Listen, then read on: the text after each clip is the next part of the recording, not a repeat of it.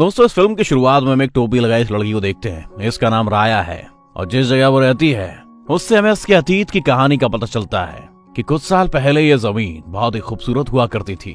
ऐसा लगता था कि जैसे ये कोई जन्नत का हिस्सा हो। यहाँ पर इंसान और ड्रैगन्स मिलकर रहा करते थे, बिल्कुल राजी खुशी, एक दूसरे की मदद करते थे, खाना साथ खाते थे और खेलते भी साथ ही थे।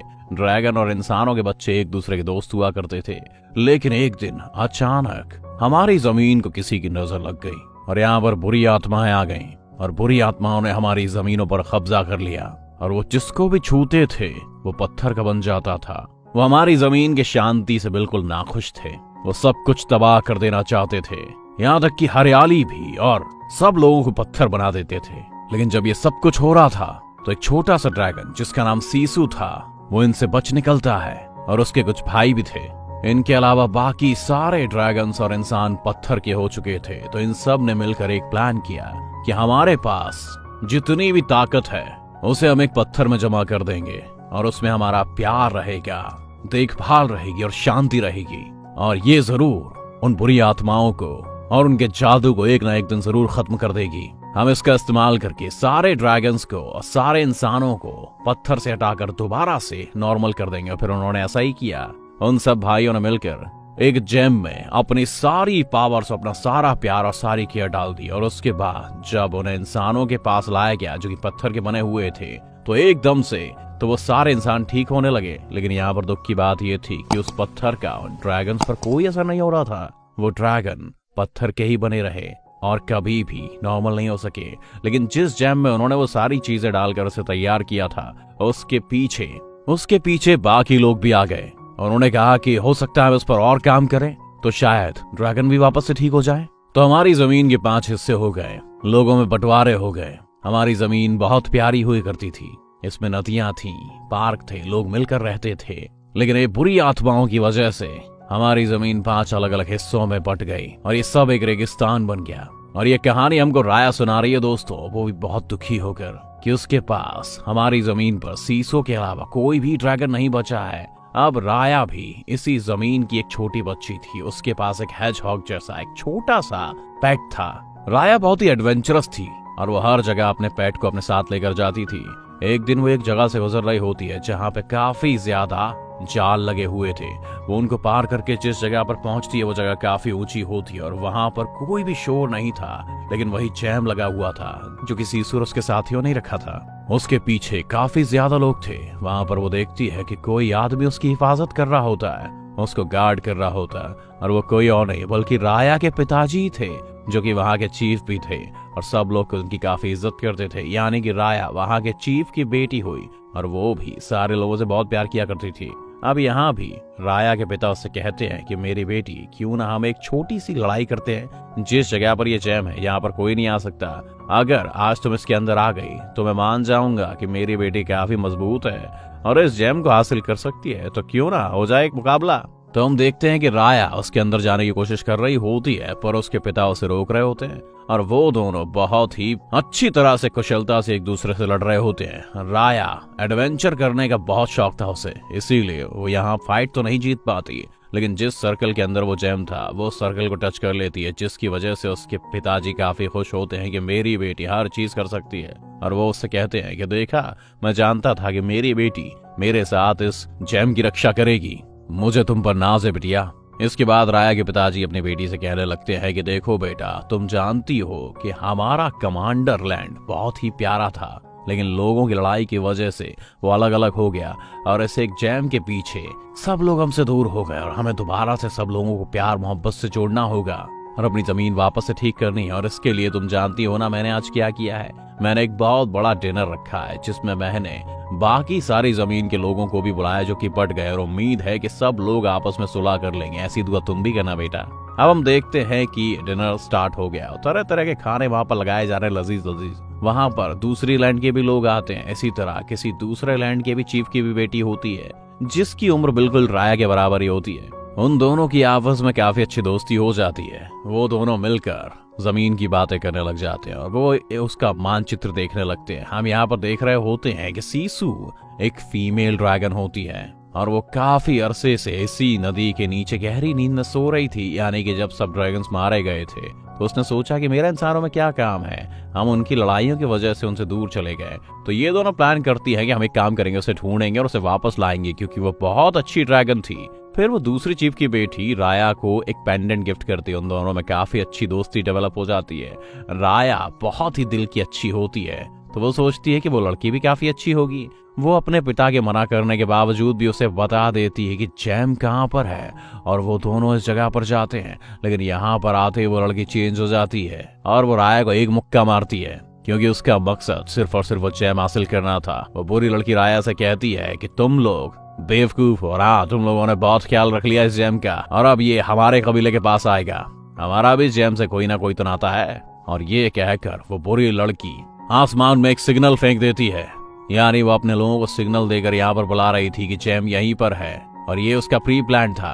और देखते ही देखते उसके ट्राइब के सारे लोग वहां पर पहुंच जाते हैं, और वो लोग वहां पर आके जैम के लिए लड़ने लगते हैं। और जब वो एक दूसरे से जैम छीन रहे होते हैं तो वो जैम नीचे गिर जाता है और उसके 5 टुकड़े हो जाते हैं। जब राया के पिताजी वहां पर आते हैं तो देख के काफी ज्यादा दुखी हो जाते हैं। और सबसे बड़ी बात ये थी कि उस जैम के टूट जाने की वजह से वो बुरी आत्माएं दोबारा से जिंदा हो चुकी थी और उन पर हमला करने वाली थी। अगर वो लोग जल्दी कुछ ना करते तो वो लोग दोबारा से पत्थर में बदल सकते थे, और जैम भी टूट चुका था तो वो लोग खुद को ठीक कैसे करते। तो राया के पिताजी जल्दी से जैम का एक टुकड़ा उठाकर उन बुरी आत्माओं के सामने करते हैं, जिसकी वजह से वो बुरी आत्माएं उनसे दूर होने लगती हैं। और कुछ टाइम के लिए वो अपनी बेटी को और अपने साम्राज्य को बचा लेते हैं। हम वहां पर बाकी भी कबीले के जो लोग आए होते हैं वो भी एक एक टुकड़ा उठा लेते हैं और खुद को बचाते हुए वहां तक भाग जाते हैं। उन्होंने बिल्कुल भी ख्याल नहीं किया कि राया के पिताजी ने किस तरह प्यार से उन सभी को डिनर पर इनवाइट किया था। लेकिन यहाँ पर तो वो सब लोग लड़ाई करने लग गए थे और उस जैम को लेने आए थे। वो तो जब राया के पिता खुद को बुरी आत्माओं से बता रहे थे तो वो काफी जख्मी हो गए थे। वो भी राया के साथ उन लोगों के पीछे भाग रहे होते हैं, लेकिन जख्मी होने की वजह से उनसे भागा ही नहीं जाता। तो वो वहां पर अपनी बेटी राया से कहते हैं कि मेरी प्यारी बेटी, मुझे तुम पे बहुत नाज है, मुझे तुम पर बहुत गर्व है। मैंने तो उसी दिन ये जान लिया था कि मेरे बाद तुम इस जैम की हिफाजत करोगी। मैं यहीं रुक रहा हूँ और आगे से तुम ही इस जैम को और अपने किंगडम को प्रोटेक्ट करोगी। और इसी के साथ वो अपनी बेटी को उसी जैम के साथ उस नदी में धक्का दे देते हैं, और तभी वहां पर बुरी आत्माएं आती हैं जो राया के पिता को पत्थर का बना देती हैं। अब यहाँ पर सीन पूरा चेंज हो जाता है। और ये थी सारी पास्ट की बात है जो कि राया खुद ही बता रही थी। अब राया बड़ी हो चुकी है, 6 साल गुजर चुके थे और राया के पिता ने जो उससे कहा था वो उस पर काम कर रही थी। यानी कि वो जैम की रक्षा भी कर रही थी और साथ ही साथ सीसू ड्रैगन को भी ढूंढ रही थी, जो कि उसके मुताबिक इसी नदी के नीचे था। वो सिले ढूंढ रही थी ताकि वो सबको दोबारा से ठीक कर सके। वो अपने पिता को भी पत्थर से दोबारा आम इंसान बनाना चाहती थी। अब तक राया का पेट भी काफी बड़ा हो चुका था। ये जो गाड़ी आप देख रहे हैं ना, राया का पेट ही है। वो दोनों हर जगह एक साथ जाया करते थे और आखिरकार राया इतने टाइम के बाद उस नदी के किनारे पहुंच चुकी थी जहां पर उसे लगता था कि सीसू ड्रैगन यही है। वो वहां पर जाकर प्रे करती है और आखिरकार उस सीसू को जिंदा कर देती है। वो आती है और सीसू से प्यार से कहती है कि मैंने तुम्हें कहां कहां नहीं ढूंढा और तुम जिंदा हो ही चुके हो, तो मेरी सारी बातें सुनो। मैं काफी परेशान हूं, तुम्हें मेरा सपोर्ट करना होगा।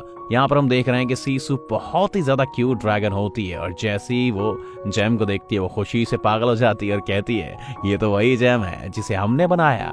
वो ग्लो करने लगती है ब्लू लाइट में जैसे ही वो जैम को अपने हाथ में लेती है और राया से कहती है कि मैं यही चाहती हूँ कि हम इसको दोबारा से बनाएं ताकि मैं अपने पिता को दोबारा से ठीक करूं, वो पत्थर से इंसान बनाऊं। उन्हें 6 साल हो चुके हैं वो पत्थर के बने हुए हैं। तो साथ में सीसू बहुत ही मासूमियत से उसे देखने लगती है और वो कहती है कि इसे तो मेरे भाइयों ने बनाया था और मैं काफी छोटी थी और मैंने तो बस उनके साथ मिलकर बुरी आत्माओं से लड़ाई की थी। तो सीसू कहती है कि एक सोल्यूशन जरूर है, अगर मुझे इस जेम के सारे टुकड़े मिल जाए तो मैं इसे जोड़ सकती हूँ और फिर उसके बाद तुम्हारे पिताजी और तुम्हारे राज्य को भी फिर से नॉर्मल कर सकती हूँ। सीसू दिल की बहुत साफ ड्रैगन लग रही होती है। वो कहती है कि जेम के हर पीस में कोई ना कोई पावर छुपी हुई है और एक मजे की बात बताऊं कि वो टच करते ही सारी पावर्स मुझ में आ जाएंगी। वो कहते हैं कि हम मिलकर उन जेम के पीसेस को ढूंढेंगे और उन्हें एक साथ मिला देंगे। अब वो तीनों यानी कि सीसू ड्रैगन, राया और उसका पेट उस जेम की तलाश में निकल पड़ते हैं। यानी उस जेम को ढूंढने के लिए सबसे पहले वो कॉर्नर वाली ट्राइब में जाते हैं जहां पर उन लोगों ने काफी ज्यादा ट्रैप्स लगाए हुए थे। अब राया क्योंकि एडवेंचरस थी और काफी ज्यादा स्ट्रांग थी तो वो उन ट्रैप्स को पार कर लेती है और यहाँ पर बड़ी आसानी से वो जेम का पीस उतार लेती है। तो यहाँ पर हमें पता चलता है कि इस जेम से जो पावर सीसू को मिली थी वो पावर ये थी कि वो अपना रूप चेंज कर सकती थी, किसी भी फॉर्म में बदल सकती थी, जिसे पाकर वो खुद भी ज्यादा खुश होती है। वो पर्पल वालों वाली एक क्यूट सी लड़की बन जाती है और उसके बाद वो काफी ज्यादा खुश थी। लेकिन इस बात की खबर जब दूसरे ट्राइब को होती है तो वही बुरी लड़की जिसने बचपन को राया को धोखा दिया था वहां पर अपने सैनिकों के साथ आ जाती है और उन पर हमला कर देती है। लेकिन राया और सीसू वहां से भाग जाते हैं। जब वो वहां से निकलते हैं तो उन्हें एक छोटा बच्चा दिखाई देता है जिसकी एक छोटी सी नाव थी और वो बहुत ही प्यार से इन दोनों से कहता है कि आप मेरी नाव में आ जाएं। लेकिन राया सीसू ड्रैगन से कहती है कभी भी किसी पर भरोसा मत करना। लेकिन वो लोग देखते हैं कि उनकी बोट काफी धीरे चल रही होती है। तो सीसू ड्रैगन जो कि तैर सकती थी वो पानी में जाती है और दोबारा से ड्रैगन में बदल जाती है और उस नाव को धक्का दे देती है, जिससे वो नाव बहुत ही तेजी से चलने लगती है। जिससे वो छोटा बच्चा उन दोनों से कहता है कि उन बुरी आत्माओं ने मेरे परिवार को भी पत्थर का बना दिया और अब मैं इस दुनिया में बिल्कुल अकेला हूँ। और उन तीनों में काफी दोस्ती हो जाती है और वो अपना सफर एक साथ बातें करके गुजारते हैं। अब वो लोग पहुंच चुके थे तीसरे ट्राइब में, यानी कि लैंड के तीसरे हिस्से में। राया सीसू से कहती है कि तुम नाव में ही रहो, मैं वहां जाकर देखती हूँ। लेकिन यहाँ पर उसके साथ में एक छोटी बच्ची आ जाती है जिसके पास 3 छोटे छोटे बंदर थे। वो बंदर उसके जेम्स लेकर वहां से भाग जाते हैं। लेकिन राया उनका पीछा करती है और अपने जेम्स वापस हासिल कर लेती है।